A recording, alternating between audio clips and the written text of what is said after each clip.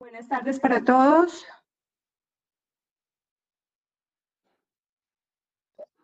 Buenas tardes.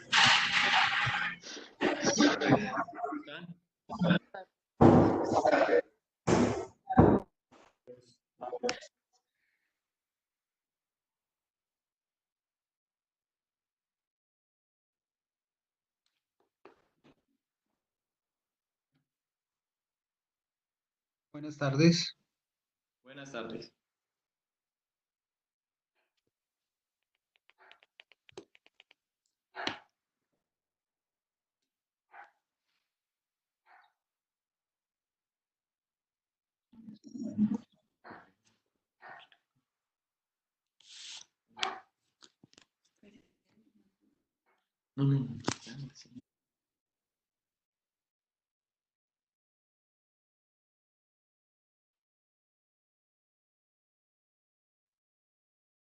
Buenas tardes a todos nuevamente. Bienvenidos a la conferencia virtual Implementación Práctica del PAPSO, Plan de Aplicación del Protocolo Sanitario para la Obra, la cual realizaremos con nuestro aliado para Arquitectura SAS.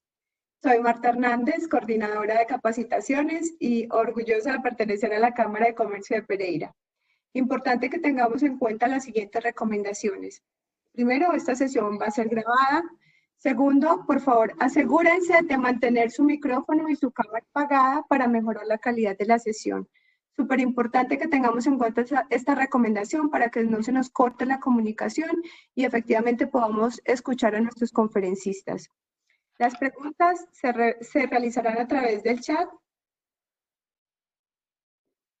Las pueden ir colocando a medida que se genere la conferencia. Al finalizar los expositores vamos a dar respuesta a esas preguntas. Deseamos recordarles que este es un espacio propiciado por la Cámara de Comercio de Pereira, liderada por el doctor Jorge Iván Ramírez Cadavid, quien constantemente está ideando y generando soluciones que beneficien a nuestros empresarios y a la ciudadanía en general.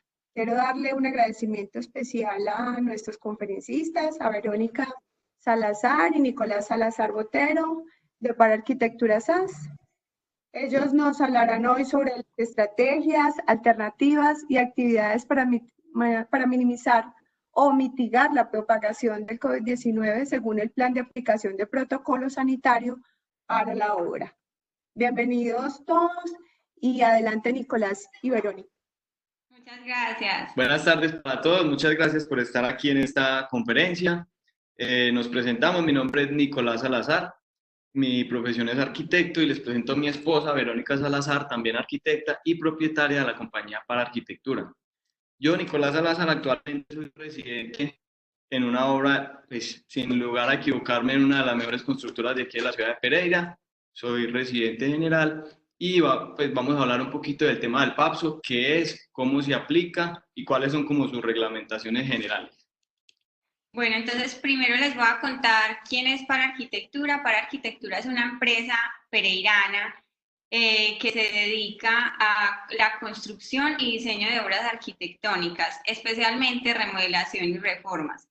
Entonces, durante el aislamiento hemos estado investigando mucho, Nicolás, para poderlo implementar en la obra que les estaba contando, y yo para poderlo implementar en mis obras. Hemos estado investigando mucho sobre la normativa y las circulares que han salido en torno al COVID-19.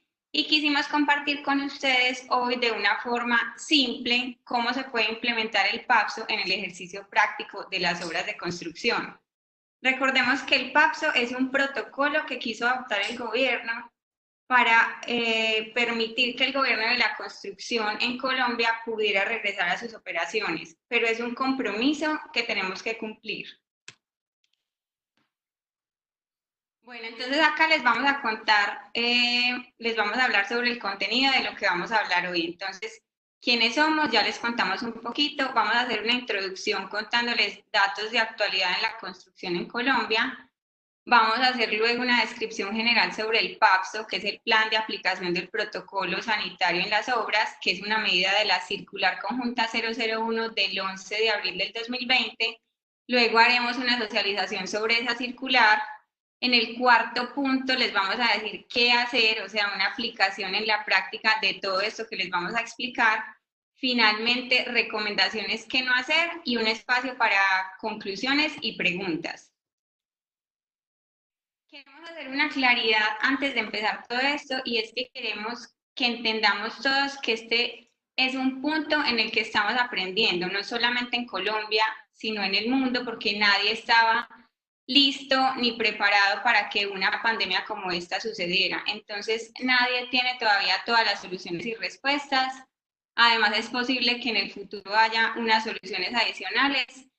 Queremos aclarar que con esta presentación nosotros no pretendemos ni dar ningún tipo de asesoría legal ni proveer interpretación de la normatividad, sino que como arquitectos queremos aportar porque pensamos que la unión hace la fuerza y que si nos unimos como gremio podemos salir adelante.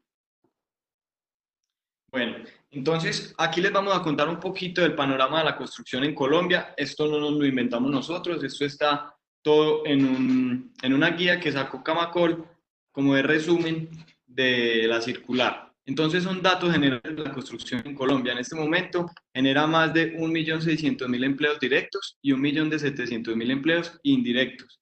Representa el 54% del aparato productivo a nivel nacional.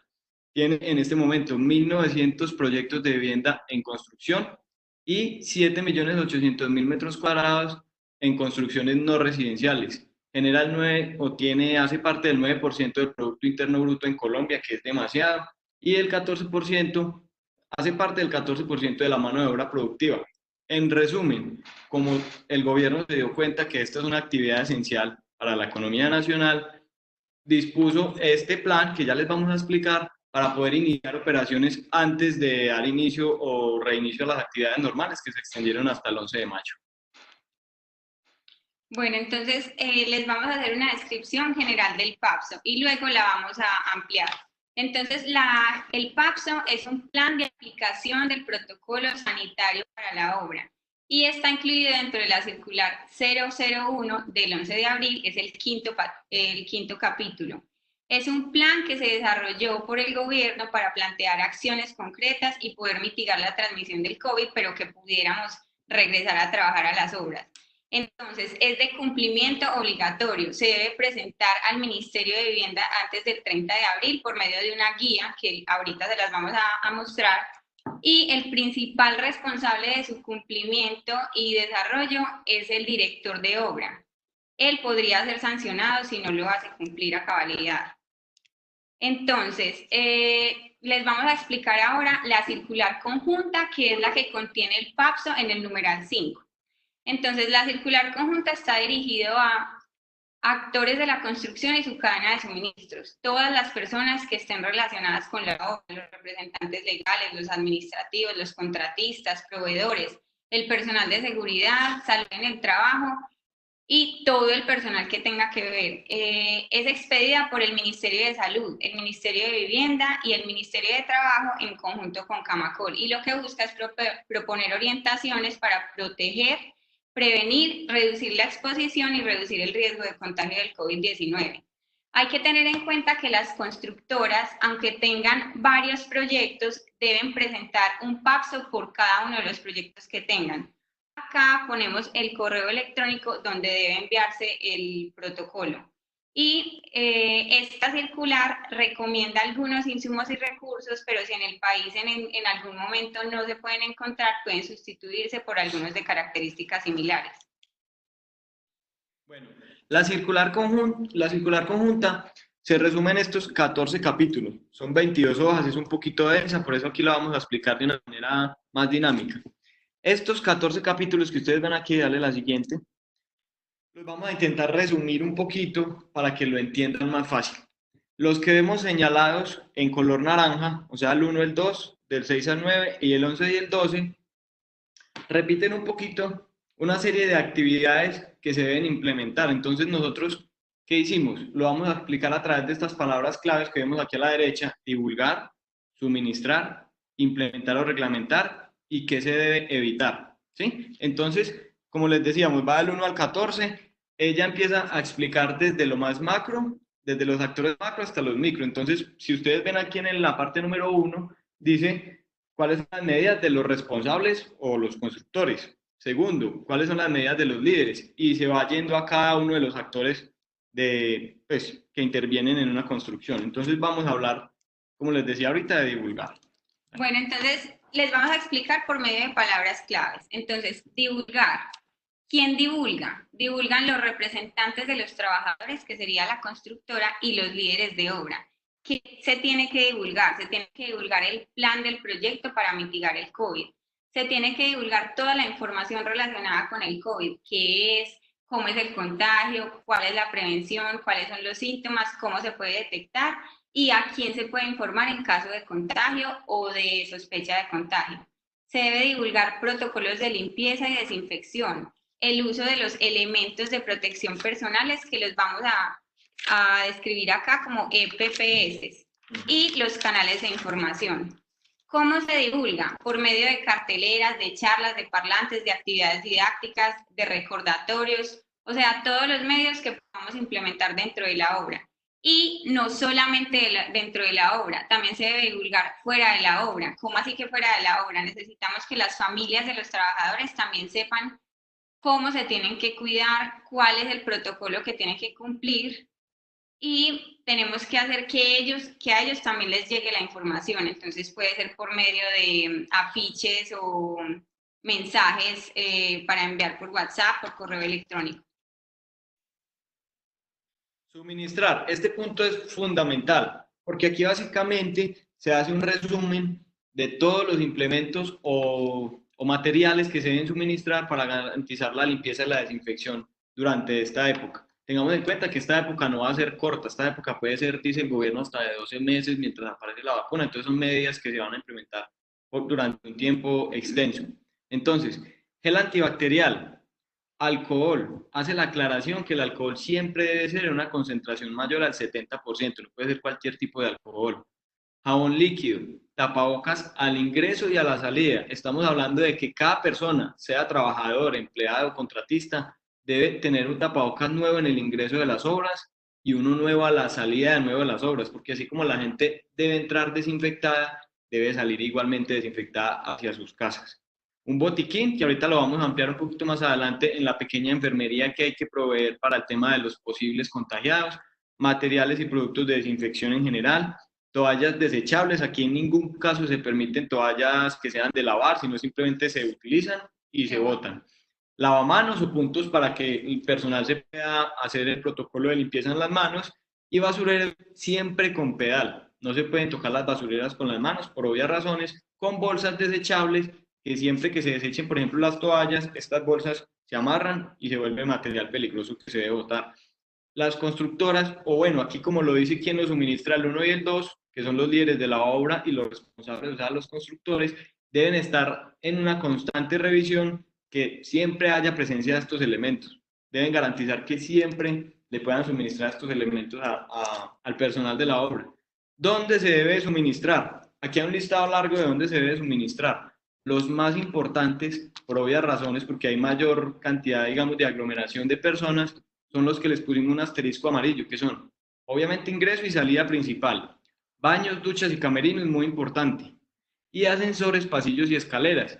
En general, en todos los sitios de la obra, incluidos salas de ventas, que la gente dirá, pero salas de ventas. Sí, la sala de ventas también está incluida en este protocolo, tanto para las personas que la tienen como para los clientes. Bueno, entonces vamos para la tercera palabra clave, implementar o reglamentar. ¿Quién lo reglamenta? También los responsables de los trabajadores y los líderes de la obra. ¿Qué se tiene que reglamentar? Bueno, es muy importante que se reglamente el trabajo en casa o teletrabajo. Si no es necesario que alguna persona vaya a la obra, entonces implementemos el trabajo en casa. También implementar medidas en el ingreso para evaluar los síntomas. Habla de que es muy importante la toma de temperatura. Ellos sugieren que sea por medio de un termómetro infrarrojo para evitar el contacto. Esa toma de temperatura se debe realizar no solamente al ingreso, sino aleatoriamente en cualquier horario del día. Un protocolo de lavado de manos que debe ser cada 3 horas. Normas de distanciamiento de 2 metros. Normas de limpieza y desinfección. Uso de los elementos de protección personal. Horarios flexibles. Es muy importante implementar estos horarios para que hayan turnos de ingreso, turnos de salida y turnos de comida y que no se cruce el personal. censo de estado de salud y teléfono de contacto y formato para definir personal con riesgo de alto contagio. Estos dos van muy de la mano. Lo que se quiere es poder identificar quién es la población que puede estar en el mayor riesgo. Y plan de mitigación del trabajo, capacitación y simulacro. Entonces, debe haber un plan de mitigación y que se tenga planeado cuál va a ser la capacitación, la forma de capacitar y el simulacro que se va a tener. ¿Dónde se implementa? Dentro y fuera de la obra. Como les decíamos ahorita, se tiene que involucrar a la familia para que se pueda prevenir en el hogar. No es solamente prevenir el contagio en la obra, sino afuera también, porque es que este es uno de los puntos críticos. Cuando el trabajador llega otra vez a la casa, puede contagiar o se podría contagiar y luego contagiar a las personas de la obra. Hay un tema muy importante y es que en los trabajadores, por eso es tan importante divulgar y socializarlo con ellos, porque hay que generar conciencia, tanto individual como colectiva. Los trabajadores y todos los sujetos a una obra de construcción tienen que estar presentes que dentro de esa obra no solo estamos nosotros, sino todas nuestras familias. Y si no cumplimos el protocolo por fuera de la obra, pues de nada hacemos con cuidarlos aquí adentro, si afuera se pueden o se van a contagiar. Listo, evitar. ¿Quiénes tienen que evitar? Todos los actores que tengan que ver con la obra. Entonces, debemos evitar reuniones innecesarias. Este no es un momento para hacer reuniones. Reuniones mayores a 10 personas. Si toca hacer la reunión, entonces que no sobrepase las 10 personas. Eso sí, tiene que ser en un espacio grande y ventilado. Evitar los trabajos en áreas cerradas o de poca ventilación, el acceso a visitantes, la entrada simultánea de proveedores, el trabajo en obra de personal con alto riesgo. Entonces, como decíamos en el punto anterior, se tiene que identificar cuál es el personal de alto riesgo y evitar que trabaje en la obra. Se debe evitar saludar con beso, abrazo o de mano, compartir herramientas, materiales o elementos. En caso de que se tenga que compartir, pues hacer una muy buena desinfección. Y el contacto menor a 2 metros. Este, más que evitar, es que no puede pasar. Entonces, estábamos diciendo quiénes lo tienen que hacer cumplir, quiénes tienen que divulgar, suministrar, implementar y evitar, pero quiénes deben cumplirlo. Todos los participantes de la obra, proveedores, contratistas, trabajadores, los líderes, los colaboradores, la cadena de producción y abastecimiento, los clientes de sala de ventas y el personal de sala de ventas, todos los que estén relacionados con la obra. Bueno, digamos que aquí vamos a hablar del punto 3. Habíamos visto que la circular se divide en 14 capítulos. Vamos a hablar puntualmente del capítulo 3, que fue el primero que subrayamos en naranja cuando vimos el contenido inicial, ¿sí? Las medidas que deben adoptar las ARL las pusimos aquí todas. Hay unas que hacen parte de una circular que aparece en la 001, que nos vamos a revisar la circular 017 del Ministerio de Trabajo del 24 de febrero, ¿sí? Aquí hicimos referencia a cuáles son las que están, digamos, establecidas en esa circular. Pero en general, las ARL van a ser el puente entre el gobierno y los constructores. Ellos son los que le van a dar la capacitación oportuna. Primero van a aprender del gobierno y de los ministerios y después nos van a explicar en las obras a los constructores qué se debe hacer, cómo se debe hacer, tener una asesoría constante sobre elementos de protección personal y en general sobre el protocolo. Y no solamente explicar en las obras, sino que ellos deben suministrar la información, o sea, tienen que velar porque esa información que está expidiendo el gobierno le llegue oportunamente al gremio constructor. Bueno, el punto 4, ese era el punto 3, el punto 4 en la circular son las medidas a adoptar por parte de los trabajadores fuera de la obra, lo que decíamos ahorita, importantísimo no solo cuidarnos dentro, sino por fuera. Entonces, lo parte en 3 partes. La primera, nos dice que al salir de la vivienda, los trabajadores, todos los actores debemos acatar las restricciones de movilidad y acceso a algunos lugares públicos. Visitar lugares estrictamente necesarios, está muy claro, evitar conglomeraciones, asignar a alguien que haga las compras, restringir visitas, evitar saludos y utilizar el tapabocas en áreas de afluencia masiva.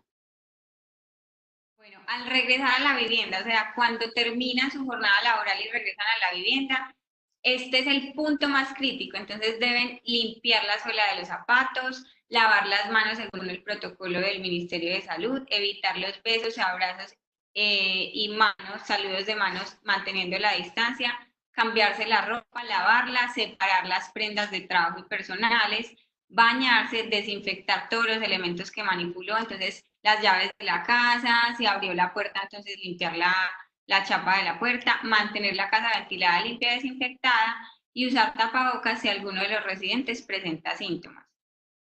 Al convivir con una persona de alto riesgo, todos los trabajadores que estamos involucrados en la obra, debemos mantener una distancia mayor a 2 metros con esa persona de alto riesgo. Usar tapabocas, aumentar la ventilación del hogar, aislar a esta persona y cumplir el protocolo de lavado de manos que debe ser frecuente y apropiado. Bueno, el punto 5 de la circular es donde se establece este famoso PAPSO, que es el protocolo de aplicación, perdón, el plan de aplicación del protocolo sanitario en las obras. Entonces aquí, digamos va a ser el punto más extenso porque nos vamos a dedicar un poquito a explicarlo de manera detallada. Entonces el punto 5.1 nos habla qué debe incluir ese plan de aplicación. Lo primero es describir las labores a ejecutar.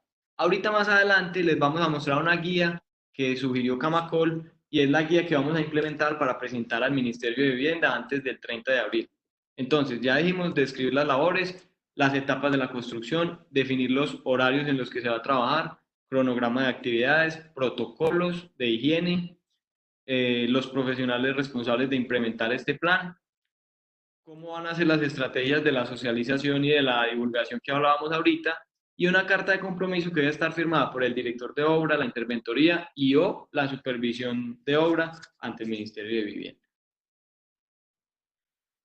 En este numeral 5.2 habla de la clasificación de los espacios en estas obras de construcción. Entonces, primero nos define qué es el área de cuidado en salud, lo que hablábamos ahorita, una pequeña enfermería. Esa pequeña enfermería, ¿para qué se va a usar? Para los casos de posibles contagios o contagios confirmados. Entonces, ¿qué debe tener ese lugar? Debe ser un lugar apartado, un poquito aislado en la obra, que debe tener un lugar obviamente para que la persona se siente, un elemento con el que podamos tomar la temperatura, que puede ser un termómetro que ellos recomiendan que sea el infrarrojo, tapabocas desechables siempre lo deben tener y más en este sitio, gel antibacterial y alcohol, instrumentos de primeros auxilios, que lo hablábamos anteriormente, un botiquín completamente dotado para atender estos casos, identificar y atender los síntomas. Después nos definen los roles y las responsabilidades en las obras y cuál es la responsabilidad de cada uno. Entonces define estos 4, los directores de obra, profesionales de seguridad y salud en el trabajo, contratistas y oficiales y trabajadores. De los directores de obra, lo más importante que hay que tener en cuenta es que son los líderes y directamente responsables del desarrollo y cumplimiento del PAPS. Recuerden que si incumple la obra con alguna de estos protocolos, puede infringir en sanciones el director de obra. El profesional en sistema en seguridad y salud en el trabajo debe desarrollar y documentar todos los protocolos, además de hacerlos cumplir. Él es el puente entre el constructor y los trabajadores y es el que además está socializando constantemente todo este protocolo.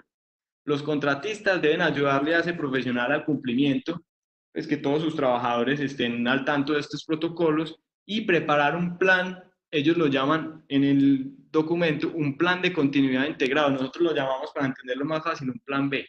¿En qué consiste este plan B? Que si hay algún caso de contagio confirmado o en sospecha, hay que aplicar un plan B de las zonas y los materiales que se van a usar en el trabajo durante los siguientes días mientras se detecta qué va a pasar con ese posible contagiado. Y los trabajadores, pues su labor principal va a ser atender todas y cada una de las medidas que se van a tener en cuenta en el protocolo. Bueno, medidas para supervisores. Entonces, ¿quién es el supervisor que tiene que delegar la obra? Es un inspector que mínimo debe ser profesional en seguridad y salud en el trabajo. Y debe haber un inspector por cada 100 trabajadores. ¿El qué tiene que hacer? Tiene que hacer un seguimiento y divulgación continua de la aplicación del protocolo y del estado de salud de los trabajadores. Él tiene que velar porque el protocolo se cumpla y tiene que estar pendiente de revisar si algún trabajador tiene algún síntoma o si hay un posible contagiado. Entonces, aquí les vamos a hablar de las medidas de control durante la jornada laboral y vamos a empezar por el más importante, que es el ingreso. Entonces, en el ingreso se debe definir una persona para evaluar los posibles síntomas o riesgo de contagio. Para eso se debe tomar la temperatura, que como les decíamos, ellos en la circular dicen que lo mejor sería un termómetro infrarrojo, pero esto es opcional. Se debe disminuir el uso de carnets y lectores de huella y también de formatos con firma, porque la idea es que baje el contacto. Implementar una separación en la entrada mayor a 2 metros. Si van a haber filas, entonces que sean 2 metros de separación y ojalá que se implementen maneras para garantizar que sí se está cumpliendo esa distancia de 2 metros. Implementar protocolo de lavado de manos, entregar tapabocas nuevos, procurar que al firmar el libro, si se tiene que firmar, si no encuentran otra forma, se hayan desinfectado muy bien las manos y desinfectar los implementos y los elementos de protección personal con los que lleguen, o si ya los tienen pues dentro de la obra, entonces también desinfectarlos, que sería el casco, protección visual y los guantes. Ahí también deberían estar las botas. Pues en el documento no lo mencionan, pero es obvio que hay que ponerlas también y desinfectarlas en el ingreso. Estas son las medidas a la salida de la obra, que es algo muy similar a la entrada. Entonces, implementar el protocolo de lavado de manos antes de salir de la obra, mínimo durante 20, el documento siempre habla, mínimo el lavado de manos debe ser entre 20 y 30 segundos. De nuevo, toma de temperatura para hacer seguimiento, entrega de tapabocas nuevos. En caso de contar con buses, que algunas empresas tienen transporte propio para llevar a los trabajadores, deben ser desinfectados antes de hacer el recorrido. Y después también. Antes y después. Y la requisa a la salida debe ser una requisa que haga la misma persona, que saque todos sus implementos y que no haya un contacto directo entre la persona de seguridad y el trabajador. El control de actividades diarias durante el desarrollo de la obra. Utilizar los elementos de protección personal. Ustedes van viendo que son elementos que se repiten mucho, pero los estamos mencionando tal cual como están en el protocolo. Extremar la limpieza de herramientas y maquinaria. Tomas de temperatura aleatorias, que ya lo habíamos dicho, evitar reuniones de más de 10 personas y distanciamiento por lo menos de 2 metros. Medidas de desinfección, uso de EPPs y dar espacios siempre ventilados. Intentar mejorar mucho la ventilación en los espacios de las obras. En el 5.7 habla de la programación. Esto es súper importante y ahorita en la aplicación de la práctica vamos a ver un ejemplo de cómo se puede programar estas actividades y los turnos del desarrollo de estas actividades. Sectorizar, es decir, hacer como una especie de layout o separar unas zonas en un plano, que ahorita lo vamos a ver, donde se hagan unos grupos aislados de trabajo para que estos no se contagien con estos. Digamos, hay un grupo de 4 personas y esas 4 personas van a permanecer juntas, que si alguno está contagiado, pues no va a salir de ese grupo más aislado y más cerrado que va a permanecer trabajando. Establecer turnos de trabajo, diurnos y nocturnos. Se propone que no solo sean turnos para la entrada y salida, sino para el desayuno, para los almuerzos y para todos los horarios de comida. Programación que busque disminuir el contacto y garantizar puntos de lavado y limpieza en cada área. Bueno, uso de los espacios comunes. Entonces, se debe evitar siempre la concentración de personas. Entonces, primero, suspender los espacios que sean cerrados o comunes donde no se garantice el protocolo, que no estén bien ventilados. Establecer turnos de comidas y distanciamiento. Garantizar espacios para el protocolo de lavado de manos.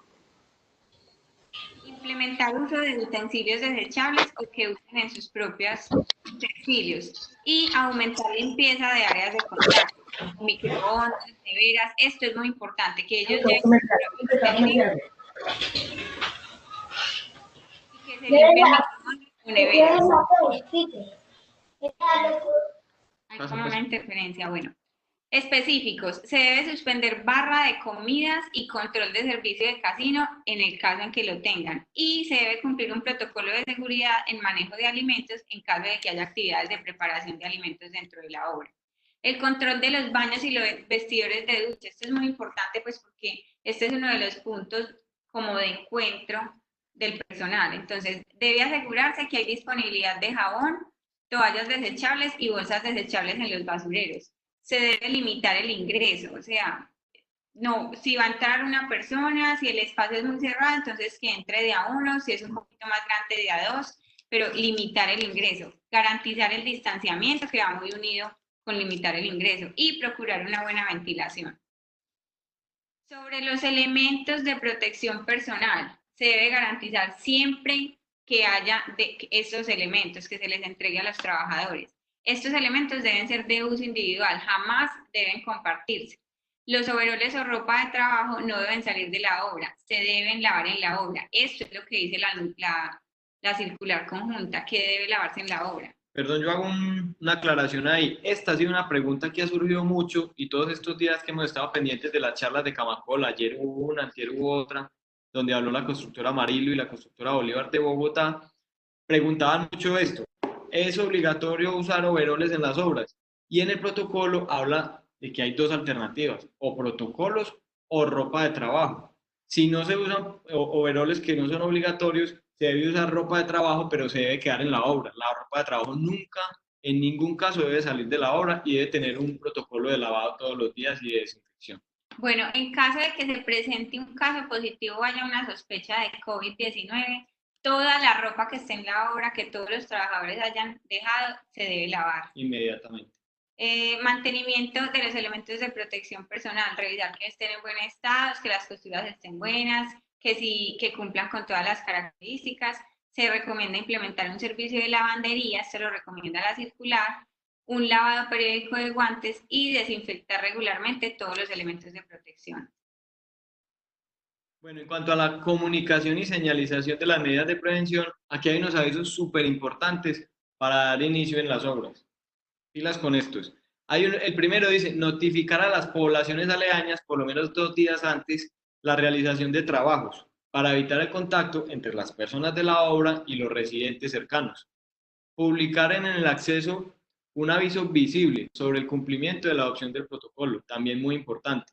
Ojo que se nos olvidó hacer una observación ahorita fundamental, y es que el control y seguimiento de este protocolo y que se aplique en cada departamento lo van a realizar las secretarías de salud departamentales, en este caso la de Risaralda, que sabemos que es fuerte, ¿sí? Y va a estar muy pendiente de que se cumpla este protocolo. Y aquí voy a leer textualmente los avisos con las prácticas sugeridas para la prevención del COVID-19.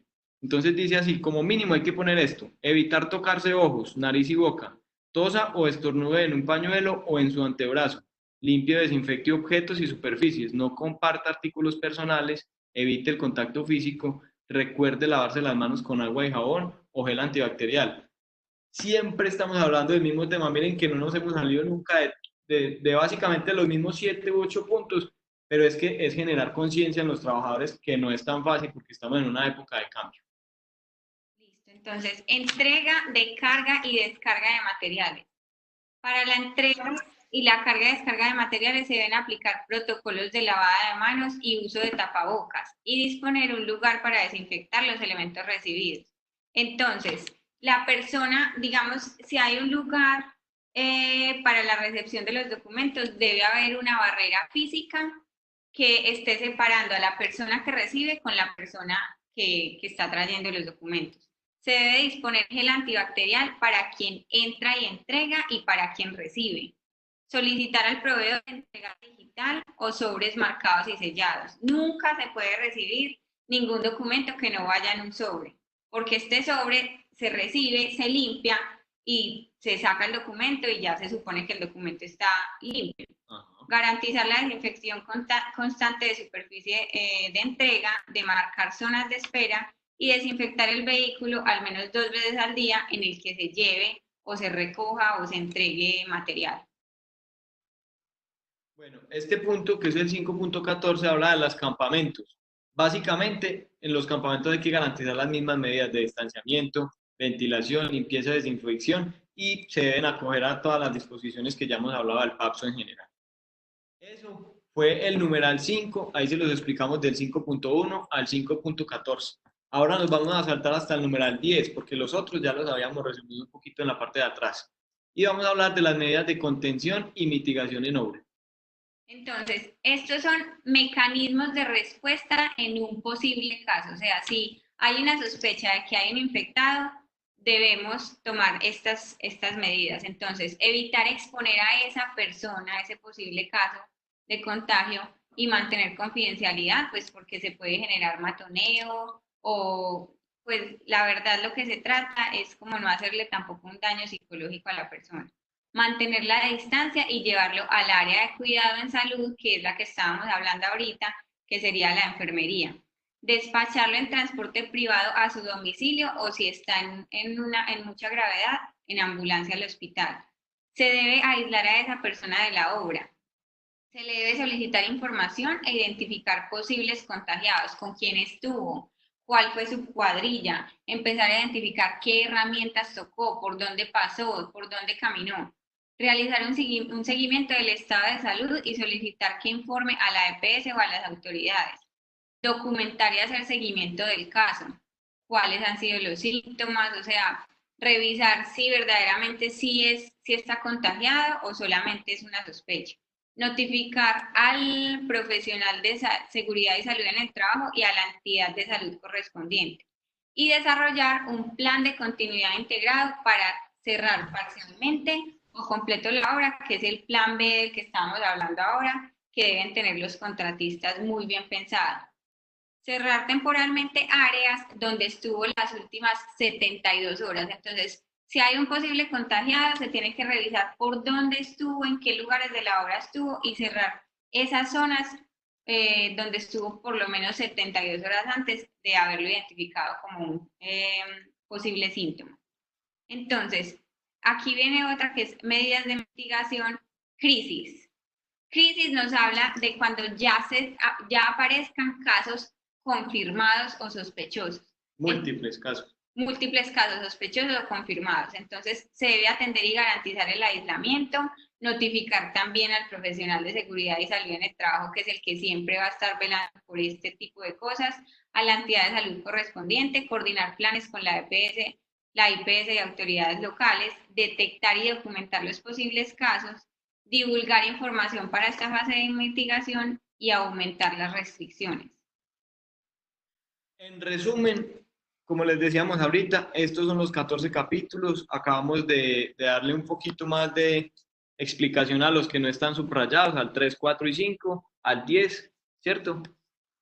Y aquí abajo les vamos a contar que el capítulo 13 y 14 hablan el 13 habla de la normativa, entonces nos proponen una normativa adicional, que son una serie de decretos y resoluciones adicionales que complementan esta circular 001.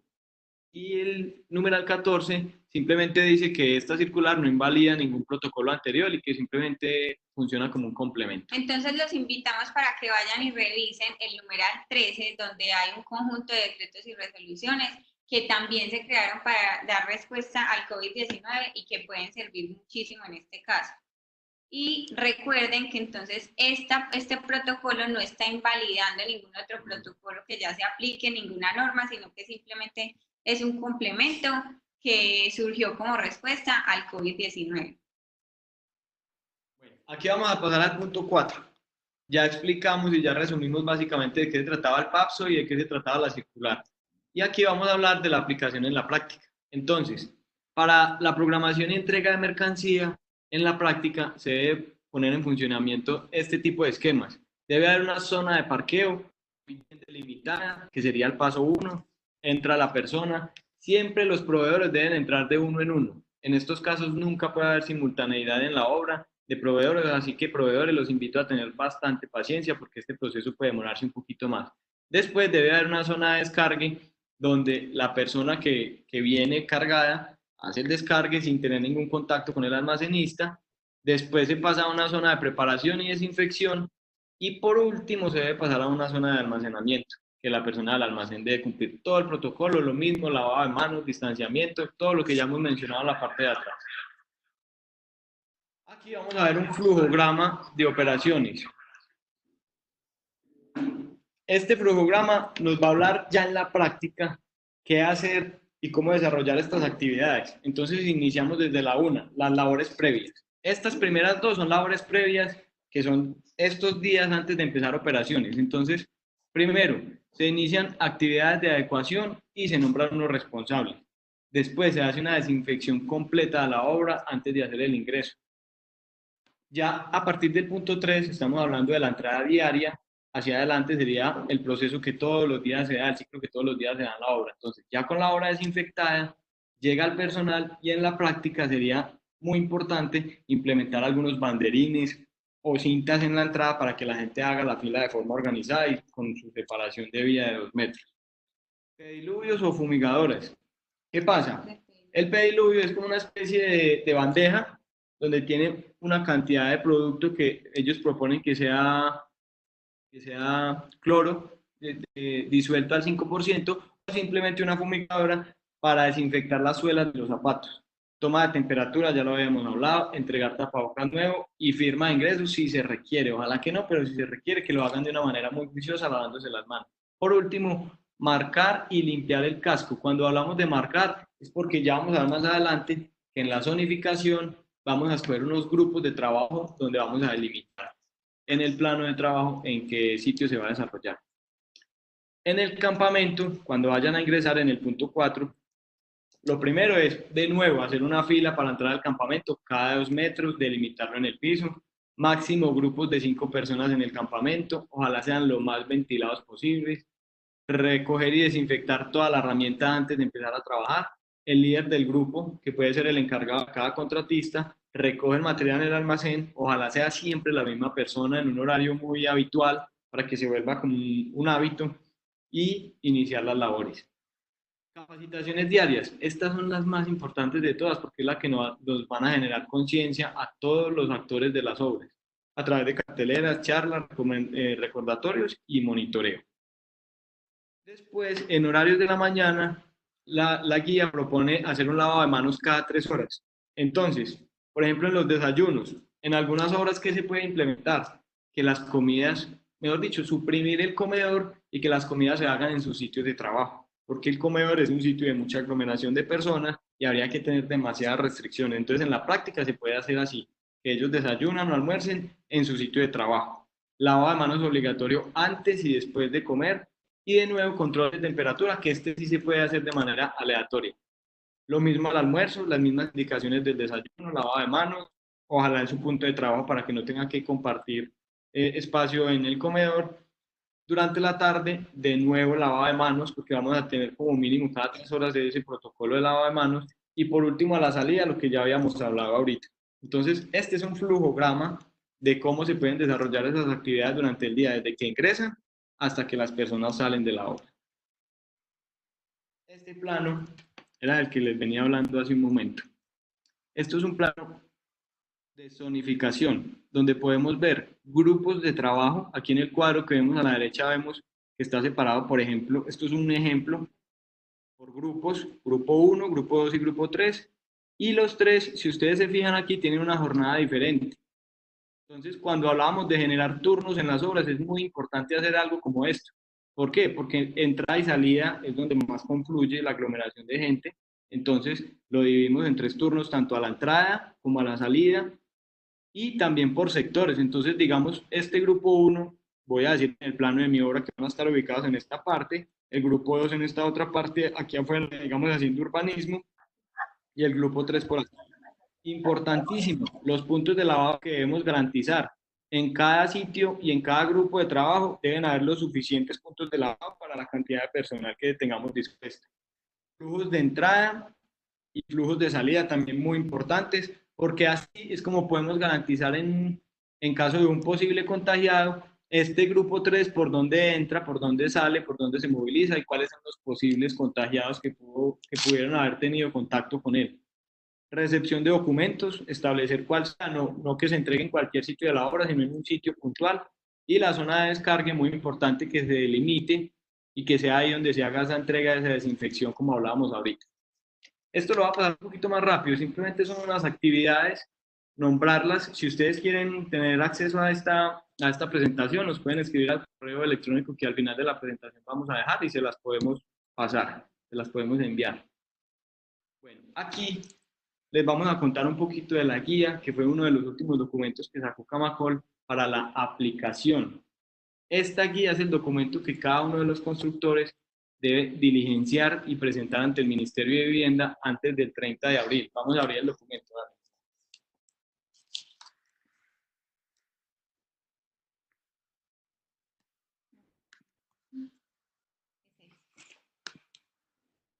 Se las vamos a mostrar a grandes rasgos de qué se trata la guía, ¿sí?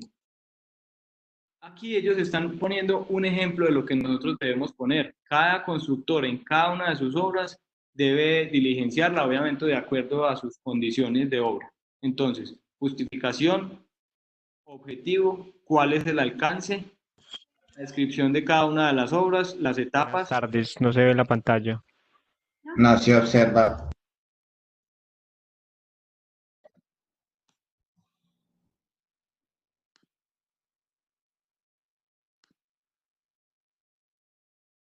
Dale compartir de nuevo. A ver.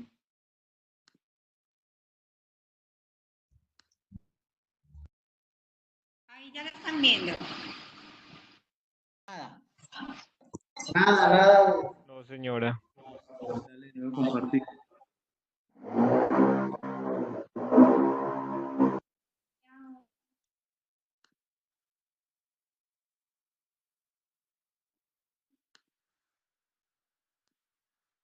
Ahora sí se está viendo. No, señor. Nico, Sí, ya se ve. ¿qué está viendo, Nico? Ya se Sí, ya se ve. Perfecto. Entonces, esta, me siguen viendo, ¿cierto? Sí, Nico. ¿Sí? Bueno, entonces, como les venía contando ahorita, este es el contenido que debe tener la guía. Como les digo, les podemos pasar este documento para los que no lo tengan, que nos escriben al correo electrónico. Y aquí, básicamente, van a repetir todo lo que ya habíamos hablado en el punto anterior, pero aplicado a la práctica y a cada una de las condiciones de las obras que ustedes tengan. Quiénes son los interventores, profesionales en seguridad y salud en el trabajo, contratistas, los protocolos que van a usar, el plan de capacitación. Esos flujogramas como el que yo les mostré ahorita es un pequeño ejemplo de lo que ustedes van a tener que presentar en este documento y cuál va a ser su zona de cuidado en salud y seguimiento y control. Tiene 14 páginas. Que los queríamos mostrar aquí a grandes rasgos de qué se trataba. Ábreme otra vez por aquí. No, la presentación. ¿Quiere déjela ahí? Ahí se... Ahí se está viendo. Sí. Por último, recomendaciones y qué no hacer. Hay un tema que se ha especulado mucho y es con el tema, incluso hemos tenido muchas preguntas, nosotros también, sobre las cabinas de desinfección. El Ministerio de Salud el día de ayer o antier, no recuerdo muy bien, sacó una resolución que habla que las cabinas de desinfección aún no tienen evidencia científica que compruebe su funcionamiento. Incluso el Ministerio de Salud dice que pueden generar riesgo para la salud de las personas. Entonces, como recomendación, no usar cabinas de desinfección, no por lo menos hasta que haya algún documento que evidencie esas pruebas científicas que dice el Ministerio de Salud. Cualquier otro tipo de desinfección directa a personas no está recomendada. También lo dice la Secretaría de Salud porque puede generar alergias y problemas secundarios. El uso de amonio cuaternario es muy importante, que se ha viralizado y en todas partes lo están usando. Se puede usar, dicen ellos, pero no sobre personas porque puede generar inflamación de las vías respiratorias y puede ser peligroso porque pareciera también un síntoma de COVID-19, ¿cierto? No iniciar actividades sin radicar el protocolo ante el Ministerio de Vivienda, ya lo hemos dicho, muy importante no hacerlo hasta que no tengamos radicado el protocolo. Trabajos en espacios cerrados, evitarlos al máximo. Trabajar en obra en personal con alto riesgo, hay que intentar no hacerlo y por eso el censo es tan importante, para identificar a estas personas y aislarlas. Este personal de alto riesgo son personas que tengan algunas enfermedades o que sobrepasen el rango de edad, que tengan complicaciones. Este es el personal de alto riesgo que se nombra acá. Y la entrada de visitantes, como decíamos ahorita, pues si no es estrictamente necesario, hay que intentar evitarlo al máximo. Que toda persona que esté dentro de la obra es porque es un actor fundamental para desarrollarla. Si no, es mejor que no esté y que no haga presencia dentro de la construcción. Por último, las conclusiones. Tenemos un reto muy grande todos como gremio de la construcción y es llevar esta circular a la práctica. Como decíamos inicialmente, esto no es una circular que tiene la última palabra, muy seguramente van a seguir saliendo nuevas normas que van a complementar lo que ya pasó, pero como nadie lo ha aplicado todavía, aún sigue en el papel y apenas el lunes 27 de abril nos vamos a dar cuenta en la práctica su aplicabilidad, entonces es un reto muy grande que nosotros sería muy bueno invitarlos a todos a que compartamos experiencias como gremio de construcción y construyamos un camino entre todos de ensayo y error, porque así es y así lo ha dicho en varias conferencias Camacol, esto es un camino que se va construyendo y se va aprendiendo a medida que lo vamos desarrollando. Y si quieren podemos pasar ya a las preguntas. Aquí les dejamos el correo electrónico por si quieren que les enviemos la presentación que me imagino que sí van a querer. Entonces nos escriben acá y nos la solicitan o me pueden escribir también al WhatsApp y yo se las envío. Entonces, Gracias, Verónica. Pues muchas gracias por la exposición. Pasamos entonces a las preguntas. Algunas de las preguntas en el chat dicen, ¿los tapabocas deben ser sí o sí desechables? ¿Pueden ser lavables? Bueno, hay un tema, los tapabocas no tienen que ser necesariamente desechables. Pueden ser lavables, es una buena estrategia, obviamente en costos funciona muy bien, pero hay que garantizar el lavado, que es difícil de garantizar porque es y el secado. el lavado y el secado, porque yo le puedo decir a un trabajador, le entrego su tapabocas nuevo, pero hay que establecer estrategias para evaluar cómo le están haciendo la desinfección a ese tapabocas. Es básicamente eso, se puede utilizar cualquiera de los dos, en costos puede ser mejor el que se reutiliza, pero hay que establecer algunas medidas para evaluar cómo es la desinfección de los tapabocas. Y en caso de que sea lavable, podría ser mucho más complicado garantizar que sí estén lavándolo de una buena forma y que lo estén secando de una buena forma, porque si no lo ponen a secar bien, pueden haber hongos, bacterias, y eso es lo que se espera que no se genere. Recuerden que esto es un protocolo que más que cumplirlo, porque la ley nos lo exige, es porque tenemos que cuidar la salud de todas las personas, incluyendo nuestras familias, y todos somos actores de esa construcción, y uno de los trabajadores que trabaja en la misma obra donde yo estoy no está siguiendo los protocolos, soy yo el que le puedo llevar ese virus a mi hijo, a mi esposa, a mi madre. Entonces es muy importante generar esa conciencia tanto en nosotros como en cada uno de los actores de la construcción. No sé si quedó respondida la pregunta o alguna otra inquietud. Si tenemos más inquietudes, bastantes, por lo que vemos. Hay una pregunta muy relacionada en el tema de los carnets. Dice que si puede ser de brazo, porque es importante para la identificación y movilidad en este momento. Y Sí. también hace otro comentario, es en caso de emergencia, el tema de la identificación de personal sin carnet, ¿cómo se manejaría? Bueno, el tema, por ejemplo, esa idea, incluso no lo habíamos pensado. Esa idea del carnet sobre el brazo es muy buena porque no hay un contacto, yo no le tengo que entregar en portería a nadie ningún documento. Es una buena idea, además que los trabajadores ya nos están pidiendo, venga, necesito mi carnet porque si yo tengo pico y cédula el martes, ¿cómo hago para salir de la casa sin tener ningún inconveniente? Ese tipo de medidas son buenas. No es que los esté limitando, simplemente nos están proponiendo disminuya el uso, invente estrategias como esa que está buenísima para que haya un menor contacto. Entonces ese uso de ese carnet está perfecto. Y si no se tienen carnet, preguntaban también, nosotros hablábamos ayer, de pronto se tiene que llenar un formato, entonces uno podría pensar, pues digámosle a los trabajadores que cada uno lleve el lapicero y el lápiz, pero sabemos que esto es algo imposible de manejar porque hay mucho desorden, o sea, es muy difícil controlar que entre ellos, si alguno dejó el lápiz, entonces no se lo vaya a prestar. Entonces hay que pensar muy bien cuál podría ser esa estrategia. O sea, nosotros no tenemos la respuesta acá. Esa idea del carnet es muy buena en el brazo. Hay ideas y hay estrategias que se están inventando, por ejemplo, en Camacol, en la charla de ayer, la constructora Bolívar de Bogotá decía que se estaban inventando una aplicación. Obviamente ellos tienen los recursos para hacerlo, entonces inventaron una aplicación donde el CISO con el celular le toma la foto y ya sabe qué persona es, ya le aparece el CISO aquí y hay un semáforo donde dice si esa persona es verde, o sea, pasa directamente, amarillo es que tiene algunos síntomas de alerta y ya lo dice qué pasa. Entonces, inventar, como lo decíamos, como está en desarrollo, ya depende de cada uno de nosotros qué estrategias vamos a proponer para mejorar este tipo de situación.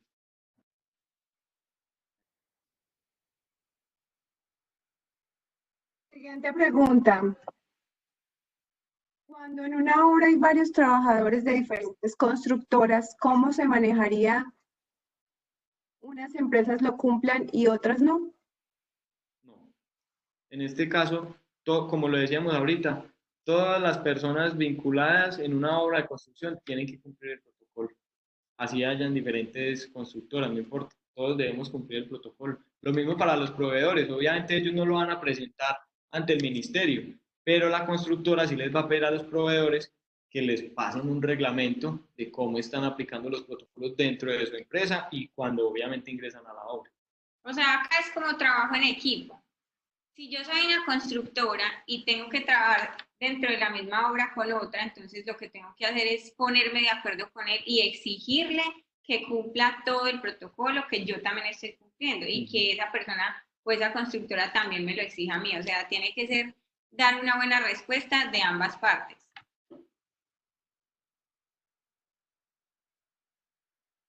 Perfecto. Siguiente pregunta.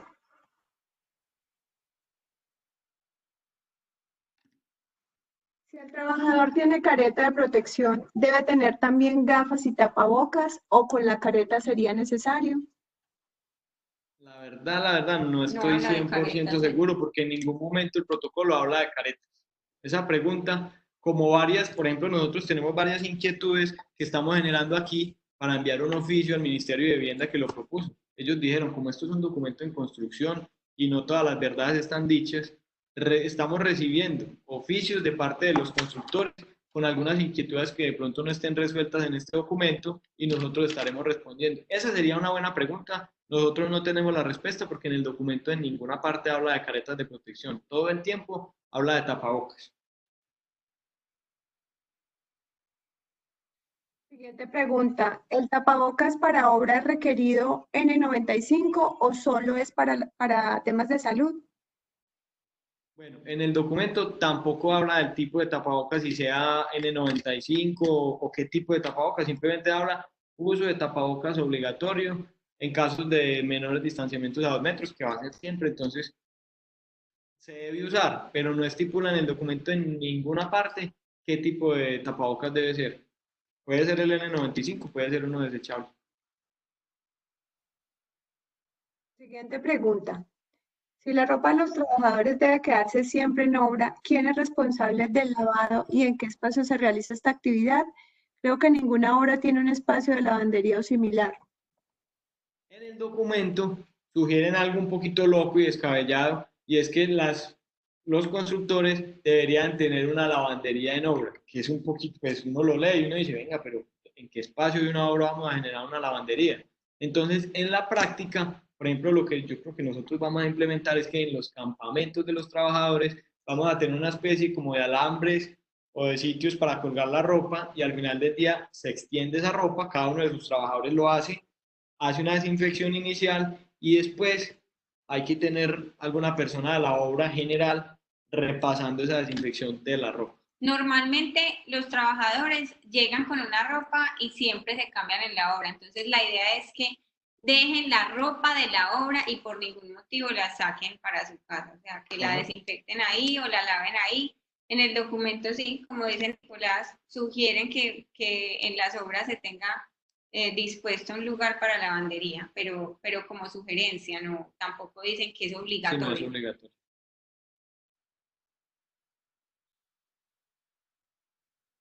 Siguiente pregunta.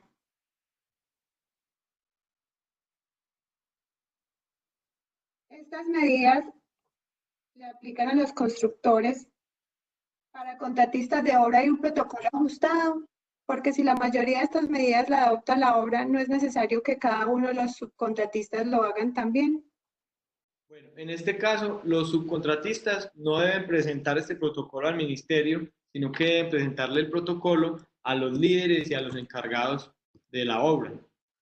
Hay un protocolo especial, esta circular pues no habla de ese protocolo en especial, simplemente habla de los protocolos específicamente de los constructores, pero cada constructor le va a exigir, como decíamos ahorita, a todas sus líneas de suministro y a todos sus contratistas un protocolo especial de cómo se está dando ese manejo para cumplir debidamente el protocolo.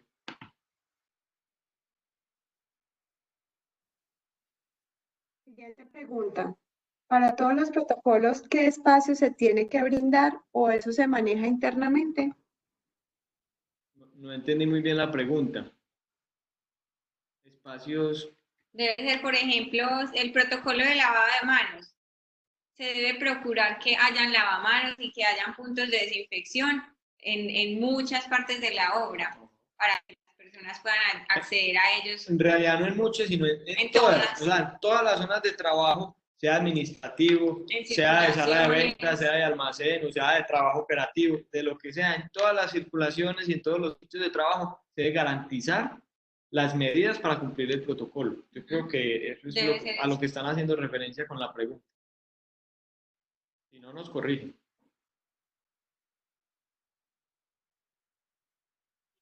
Perfecto, aquí hay una pregunta relacionada con personas mayores de 50 y 60 años que sí estarían habilitados para trabajar. En el documento no habla de una edad, no estipula una edad exacta. Entonces, ahí es donde nos tenemos que ir a revisar esa documentación y esas circulares adicionales. Nosotros revisamos algunas, pero en ninguna vimos exactamente el tope de edad. Sabemos que mayores de 65 años tienen una restricción, ¿sí? Pero habría que revisar en cada una de las circulares a ver si mencionan la edad exacta para entrar a la obra. Ahí están todas las circulares. La siguiente pregunta dice, ¿cómo se debe adaptar el plan de evacuación? Bueno, el plan de evacuación debe ser muy similar al plan de evacuación que se tiene en todas las obras. Hay que definir un punto de encuentro, que es incluso en cualquier funcionamiento de obra, si no estemos en tema de COVID, debe estar definido, se hace de la misma manera, y hay un plan de mitigación, que era el que hablábamos ahora como plan B, que se activa cuando hay un contagio o se detecta un caso confirmado. Entonces ahí se ejecuta el plan de evacuación, pero en el documento tampoco especifica cómo debe ser puntualmente, simplemente hacerlo de la misma manera que siempre lo hacemos, establecer el punto de evacuación y evacuar la obra.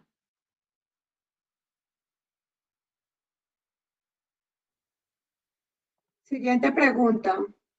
Yo tengo una ferretería. ¿Cuál debería ser el cuidado para mis empleados ya que pretendo abrir este lunes?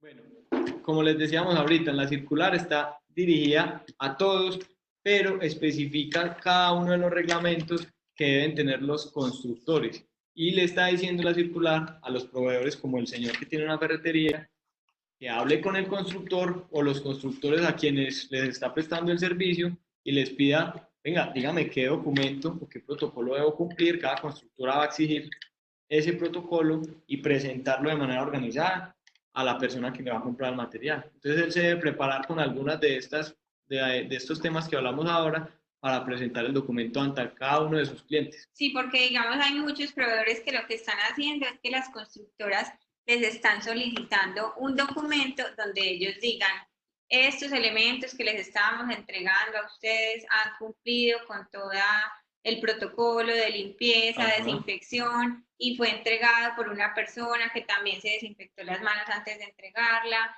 se llevó directamente a la obra sin pasar por ningún otro lugar, no se va a entrar a la obra cuando se haga la entrega. Entonces, pues no lo dice específicamente en el documento, ya es como hablar, o sea, como una comunicación constante entre el proveedor y la constructora o el cliente. En la única parte puntual que habla del proveedor dentro de la obra es cuando entrega el material, que ya lo habíamos visto el protocolo de entrega de sus materiales, que se debe entrar un solo proveedor al mismo tiempo, en simultáneo no puede haber nadie, y que ese transporte debe ser por lo menos desinfectado 2 veces al día, y recomienda que el conductor no se baje del vehículo, todo el tiempo esté en la cabina del vehículo. Siguiente pregunta. ¿Las remodelaciones de locales comerciales están autorizadas? Esa es una pregunta bastante frecuente y ahorita lo íbamos a hablar porque nos imaginamos que esa pregunta iba a salir en este tema. En todas las charlas que nosotros hemos estado conectados desde la primera hasta la última, en todas esas charlas de Camacol que se han venido haciendo, como les decía, ayer y antier hubo 2, y casualmente ayer también casi que fue la pregunta más realizada por todos los espectadores ayer en la conferencia, y fue, venga, el protocolo en qué punto habla de la capacidad o del tamaño de las empresas constructoras que están delimitadas en este protocolo. Entonces nosotros sacamos una partecito chiquitico aquí, empezando la circular, el numeral número 1 para que lo revisen, la circular impresa, dice, espacios de trabajo donde concurren un número mayor a 10 trabajadores. Es la única luz que nos da el documento para saber qué dimensión deben tener los constructores que se adhieran a este protocolo. El resto es enviar el oficio que mucha gente ayer dijo, listo, vamos a enviar el oficio, vamos a apuntar al Ministerio de Vivienda, porque como lo decíamos ahora, la ley todavía tiene muchos vacíos en cuanto a muchas definiciones que quedaron en el aire y que el documento no las define.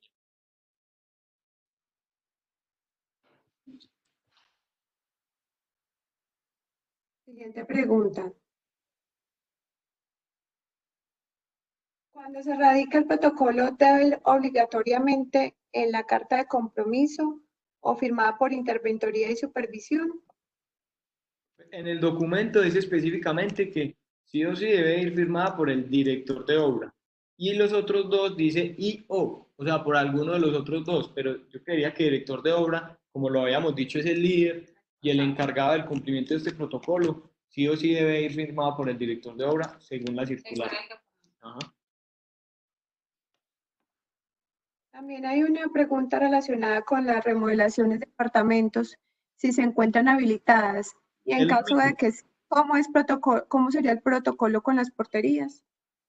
No, ese tema en el protocolo no lo habla en ningún numeral, simplemente como les decíamos ahorita, habla de constructores y define que son espacios de trabajo donde concurren más de un número mayor a 10 personas o 10 trabajadores. O sea que si es una remodelación de apartamento, pero tengo más de 10 personas, debería estar incluida ahí. Debería estar, pero no sabemos. Nosotros nos hemos preguntado porque hay muchas, digamos, en las remodelaciones que yo hago, tengo varias pendientes, pero yo tengo menos de 10 trabajadores. Entonces ahí lo que tengo que hacer es redactar un oficio, enviárselo al Ministerio de Vivienda para que ellos me den la respuesta.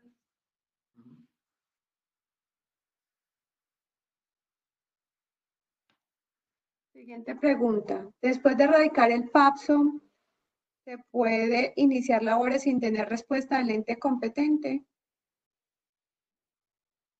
La verdad en el documento tampoco lo establece, simplemente dice envíelo antes del 30 de abril del presente año. Textualmente dice, cada proyecto debe adaptar su protocolo de bioseguridad, prevención y promoción para la prevención del COVID-19 en las zonas de influencia de los proyectos en ejecución y el mismo debe estar articulado con los sistemas de seguridad y salud en el trabajo.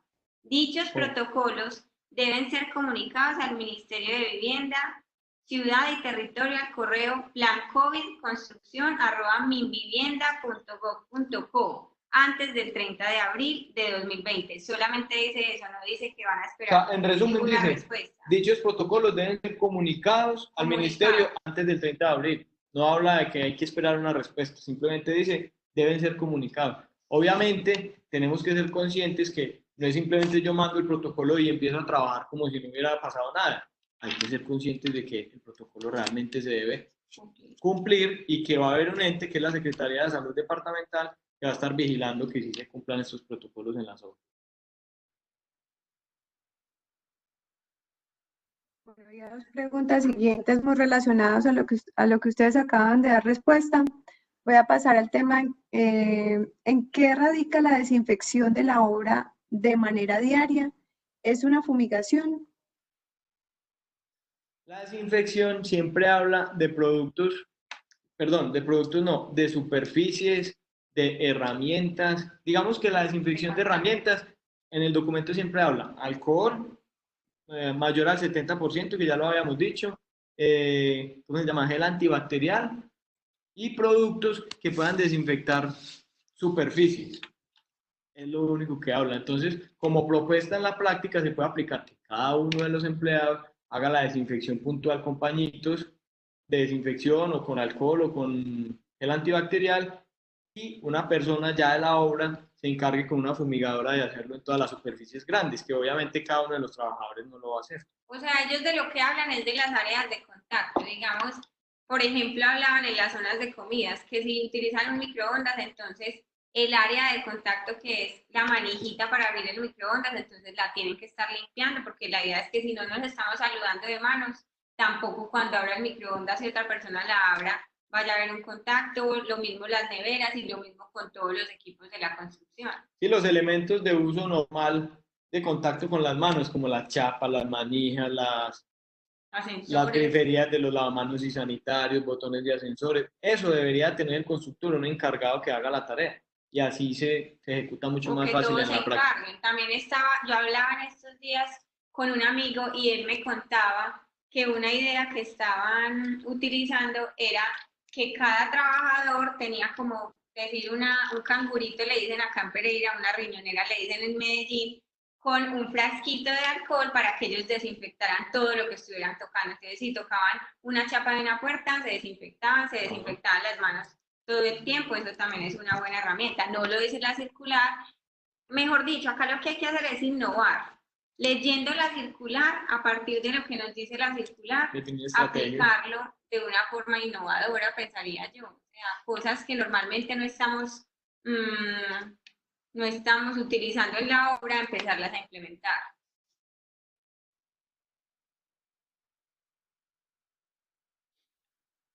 Aquí nos preguntan cuál es el correo del Ministerio de Vivienda donde se radica el PAPSU. Te los vamos a dictar, dale tu espacio. Pues espérense, lo ponemos acá. Sí, si quieren lo podemos escribir aquí en la presentación. No, aquí está la presentación. Bueno, ábrela ahí. Entonces la voy a abrir para que la vayan mirando mientras seguimos escribiendo las preguntas.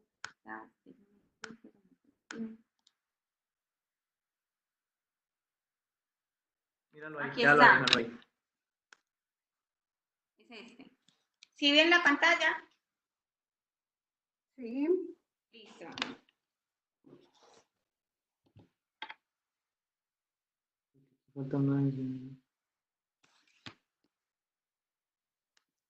Bueno, Verónica y Nicolás, creo que con esto estaremos concluyendo nuestra sesión del día de hoy. A ustedes quiero darles un agradecimiento muy especial por acompañarnos en este espacio, por brindarnos su conocimiento y su experiencia. A todos los que participaron, a todos nuestros asistentes, muchísimas gracias por estar con nosotros. Les recordamos que esta sesión ha sido grabada y la pueden encontrar la próxima semana en nuestra página web y en nuestras redes sociales. Importante para que lo tengan en cuenta. Ahí también encuentran información de todas las capacitaciones que estamos llevando a cabo, y el tema de las memorias, pues nosotros se las hacemos llegar. En caso de que no les lleguen, por favor, pueden escribir al correo electrónico egarcia@expofuturo.com. Muchísimas gracias de nuevo a todos por este espacio. Gracias. Gracias a ustedes. Gracias a todos.